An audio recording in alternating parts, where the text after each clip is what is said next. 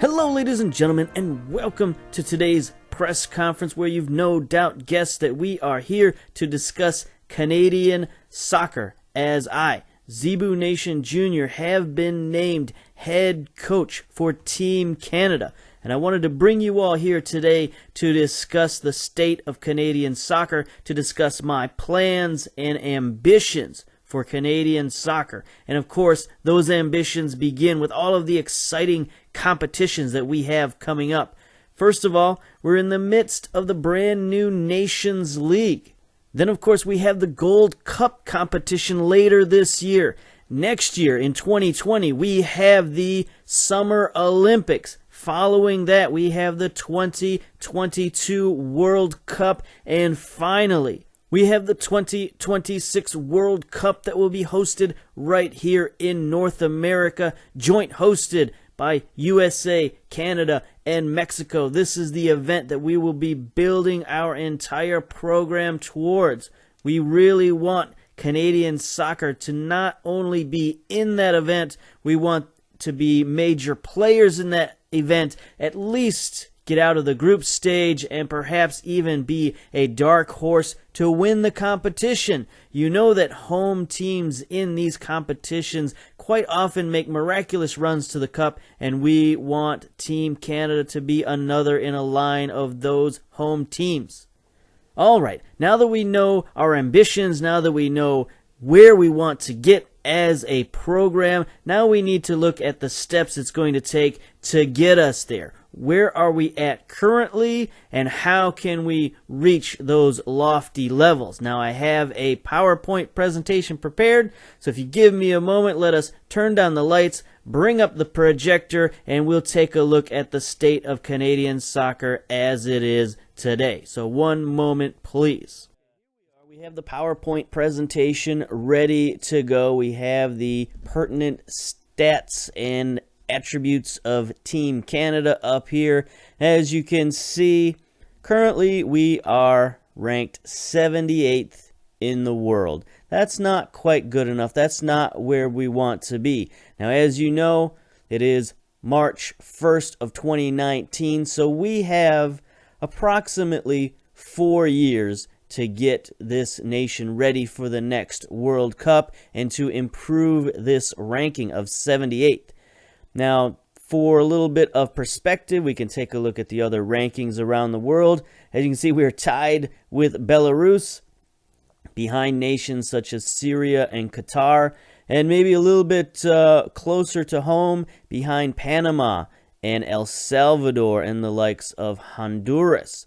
You know, many of our fellow North American clubs, nations, we are behind, and we need to change that. We need to move up this ranking, and in order to do that, we need to secure ourselves wins and get in some good competitions and beat some good teams around the world. So that's what our focus is going to be. That's our goals of what we're going to look for in these coming years. Now, how we're going to get there, of course, it comes down to the people involved. It comes down to the coaches and to the players. So let's take a look at some of our key employees, as you were. First of all, we'll start with ourselves, Zebu Nation Jr.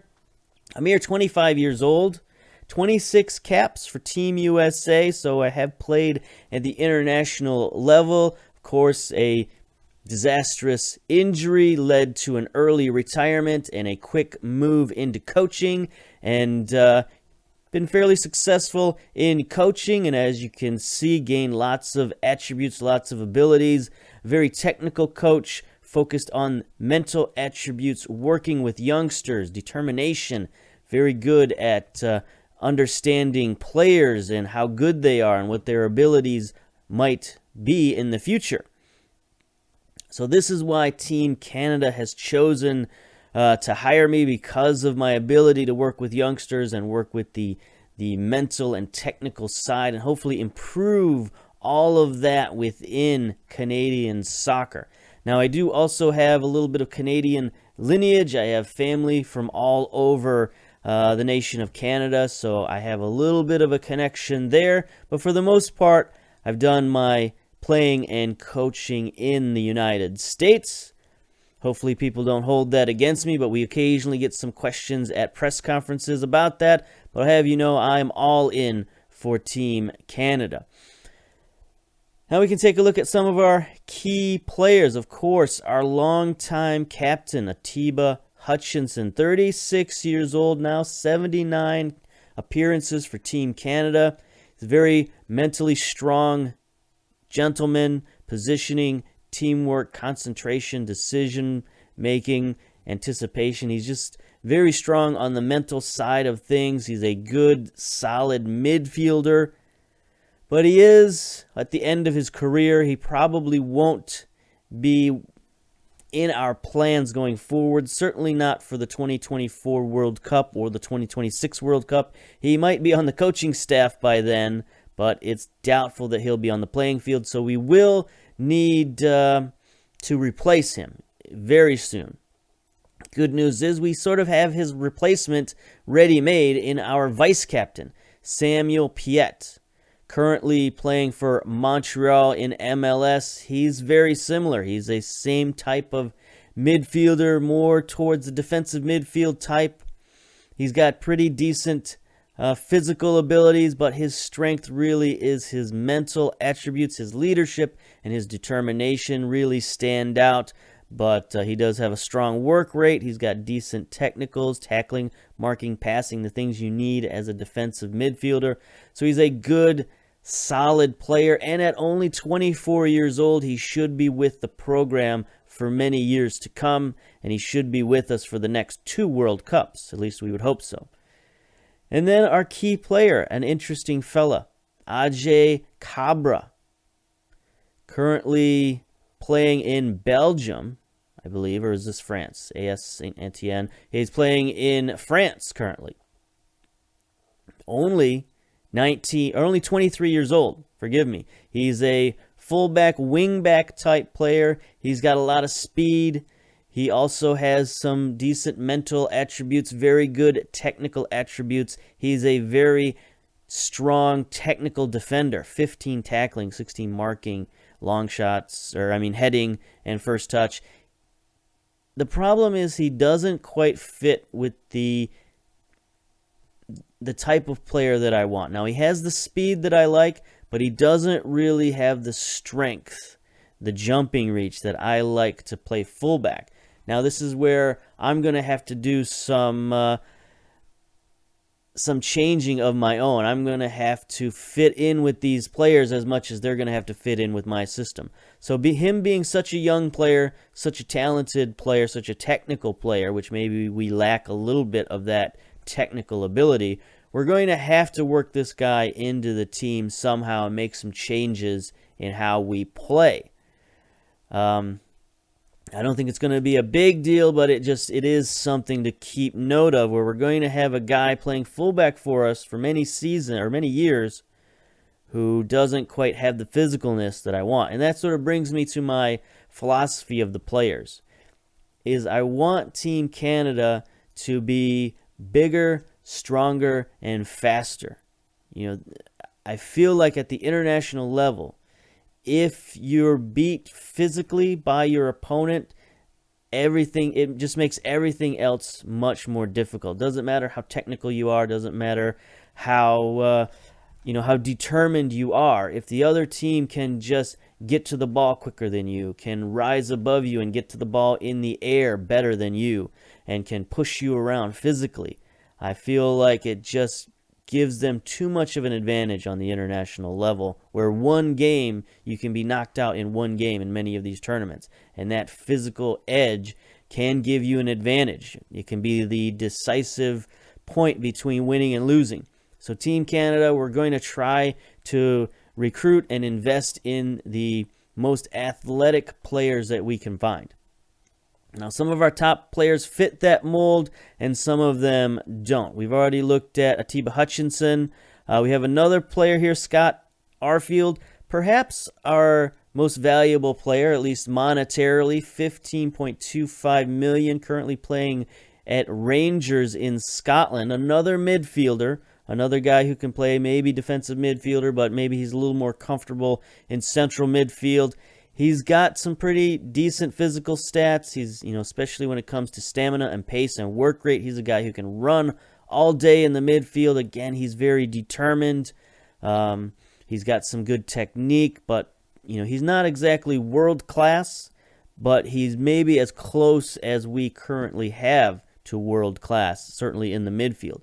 And I think midfield is a strong position for Team Canada all around. As you can see, three of our top 4 players are all in the midfield. So we're going to have to look at that strongly. Now, he is 30 years old. He's got 18 caps with us. So he'll probably be with us through the next World Cup, but maybe not after that. That would be pushing it a little bit. So we can't invest too much in Scott Arfield because he's sort of, at his peak now. But we're going to get what we can out of him, and hopefully he can lead the next generation of players. Now, another very important player for us, Nealon Boren, goalkeeper, 31 years old, playing at Red Star currently. And if you look at this guy, he's definitely the best goalkeeper in the nation. I think there's no doubt about that. Currently, command of area, his reflexes, his shot-stopping ability is, the best in the nation. He's 6'5", so he's a very, very big, strong goalkeeper. Definitely the type of player we're looking for. But at 31 years old, he'll be with us to the next World Cup. How much after that is undecided. So again, our ultimate goal is that 2026 World Cup. So we have to look at replacements for some of these players. And he's, a key replacement that we're going to need. We looked at Piet. We have Jonathan David. Very interesting prospect. He's the one who's playing in Belgium right now. Only 19 years old. He's a winger. He's a striker, something we need a little bit more of here in Canada. I think we're very strong up the middle. I think we've got some decent strikers, some decent midfielders. Maybe we could use better central defenders. We could use better wingers. And a guy like Jonathan David, who's only 19 years old, lots of speed. Maybe not the strongest guy in the world, but at the wing, we're more looking for speed and agility and acceleration, and he's got some of that. He's got some technical abilities. His mental attributes aren't great right now, but they're pretty good for a 19-year-old, and he's just going to get better, especially if he's surrounded by players like we have in our midfield who can mentor a young player like Jonathan David. I think, he's definitely a guy we're going to be looking at to be one of the key components come 2026. And then the final player on the top players list, Andre Hinault, 32-year-old Canadian, currently playing in Germany, perhaps? Not sure where he's playing. But anyway, he is a good, solid player, central defender, 32 years old. Unfortunately, he's not really what we're looking for physically. He's on the downside of his career in terms of physicality. 8 pace, 10 strength, 13 jumping reach. Just is not going to do it at the international level. Same with his agility and acceleration. I'm afraid this is going to be the end of his career with Team Canada. Unless he's there for an emergency situation. He'll be there for tutoring type situations. Now, again, he is very good technically. He's got that experience of playing at a higher level. It's just right now I don't think his physicality will allow him to compete at the level that we want to compete at. So if we can find a young substitute for Andre, we will probably go that route and try to prepare them for the upcoming competitions, because when it comes to the next World Cup, he'd be 36 years old. It's highly doubtful he'd be on the team, so we need to invest our training time somewhere else. So there we go. There's a look at sort of our top players, coaches, things like that. But, we have some other things to talk about. The nation of Canada, the soccer-playing nation of Canada, hasn't had a ton of success. Now, we've got a long history but not an incredibly successful history. If we go down here, we go to our competitions, you can see in 1904, we won the Olympic Games. That's a nice achievement, but that was over 100 years ago. Our last real win in any sort of international competition came in the year 2000, so nearly 20 years ago. The North American Gold Cup, that was the last time that we qualified for the World Cup. So it's not like we have a ton of success to fall back on. And that's why we're sort of going in a new, maybe radical direction where we're going to look to bring in sort of the best and most physical players that we can and try to build Team Canada in a different way than it's been built before. Now, I'd be remiss if I didn't talk about the Canadian women's team because they have had plenty of success recently. Now, maybe they haven't won as many competitions as they would like, but they are perennial World Cup challengers. They're at least in the field. They're finishing, they're getting out of the group stage. They're finishing, third, fourth, places like that. That's where we want to get this program to on the men's side. We want to at least be in the competition every 4 years. And we want at least people to notice when Team Canada is in and say, okay, they've got a chance. They can beat a Team USA. They can beat Brazil. They can beat some of these teams from around the world. The way that people look at our women's team. We just want to get the men's team to that same level and possibly beyond. And so we need to go beyond what we're doing here and what we have done in the past. So to accomplish that, we might start bringing in some younger players from around the world. Some players who might not appear to be good enough to make their own national team, but by the time we get them in here, by the time we train them up, they'll have Canadian citizenship and they'll have the ability to play for our national team, and we can, improve them to the point where they will be international players, where maybe their own soccer federations don't think so, or maybe they have too many players at one position, or whatever the case may be. We just need to improve our talent pool and bring in more players. Because if you look at our nation here, of course, we have the Canadian national flag. I mean, this is basically the best flag in the world. It's one of the most iconic flags. You'll never miss the Canadian national flag. And of course, for those of you who maybe don't know, it's leaf up, stem down. Okay, that's how you want to display the Canadian national flag. You don't want to display the leaf upside down, even though some people think, well, leaves hangs from trees, so maybe the flag also. No, leaf up, stem down. That's how you display the flag, just for future reference. Now, what I really want to look at here is this population. 36.5 million. That's not a lot of people. Compared to some of our neighbors and some of the people that we have to compete against. Now, Canada is a large nation, square kilometer-wise. It's one of the largest, but in terms of population, maybe not so much, especially if you look at our main rival here, Team USA. They have a population pool of 318 million. That's a lot more prospects to pull from. You look at Mexico, the other team that we're going to be looking at, 129 million. So they just have a lot more players and a lot larger pool to pull from. So that's why we need to go out to other nations and sort of cherry pick the type of prospects that we're going to be looking for.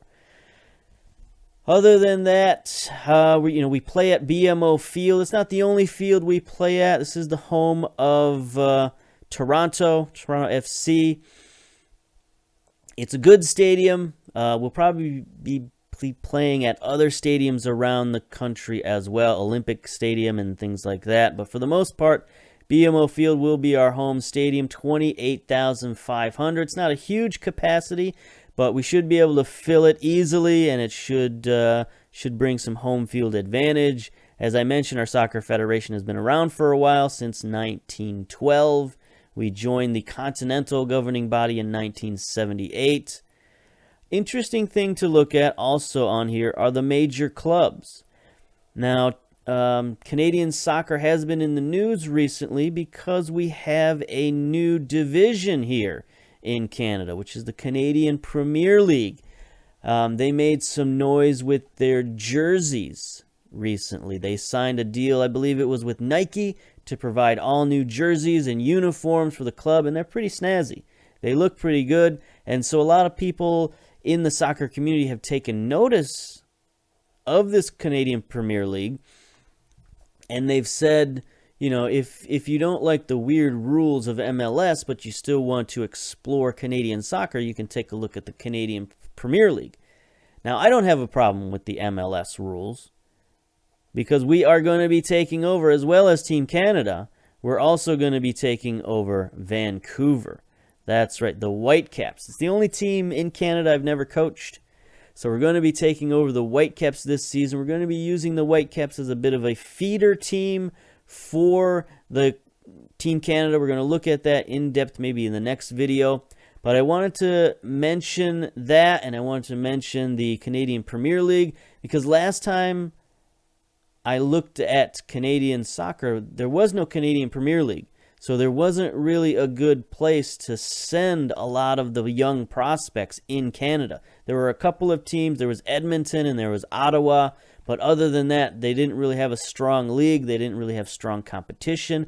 But now that we have this Premier League, we've got a whole host of teams that we can start to send some of these young prospects, especially the young international prospects that we want to bring in, and we want them to get their Canadian citizenship so we can send them down to the Premier League, keep them in Canada, keep them gaining those citizenship points, but at the same time getting some playing time at these other clubs. So I think the Premier League is going to be a big boost to us here in Canada, and it's just another one of those steps towards improving Canadian soccer as a whole. So that's the basic overview. We're going to be looking for players who are big, strong, fast, and hopefully talented as well at the game of soccer. We're going to be looking to improve a lot of things. So we're going to cut it short here, and we'll come back with the next episode where we'll maybe look at our competitions and maybe look at Vancouver a little bit as well. So until then, we'll see you later.